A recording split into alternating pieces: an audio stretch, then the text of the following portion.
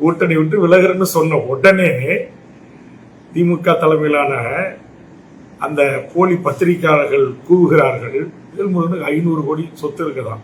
பாவிக்கலாம், இந்த ஒரு வீடு இதுவும் என் அப்பாவிடமிருந்து என் சகோதரிடமிருந்து நான் காசோலையின் ஊடாக கடன் பெற்று என் மனைவியின் பெயரில் வாங்கினேன். என் மனைவிக்கு எனக்கும் கருத்து முரண்பாடின் காரணமாக இந்த வீடு கூட எனக்கு சொந்தம் இல்லாமல் இருக்கிறது என்பது பாவம் உங்களுக்கு தெரிவதற்கு வாய்ப்பில்லை. அது வழக்கு நீதிமன்றத்தில் இருக்கிறது. தமிழ்நாட்டில் எந்த ஒரு சப் ரிஜிஸ்ட்ரார் SR ஆபீஸ் என்று சொல்லக்கூடிய அலுவலகங்களில் எங்கேயாவது எனக்கு ஒரே ஒரு சென்ட் நிலம், ஒரு ஏக்கர் நிலம் அல்லது ஒரு வீடு அல்லது பங்களாக்கள் சொத்துக்கள் இருப்பதாக என்னுடைய பெயரில் அந்த போலி பத்திரிகையாளர்கள் நிரூபித்தார்கள் என்று சொன்னால் நான் அதை கேட்டுக்கொள்ள தயாராக இருக்கிறேன்.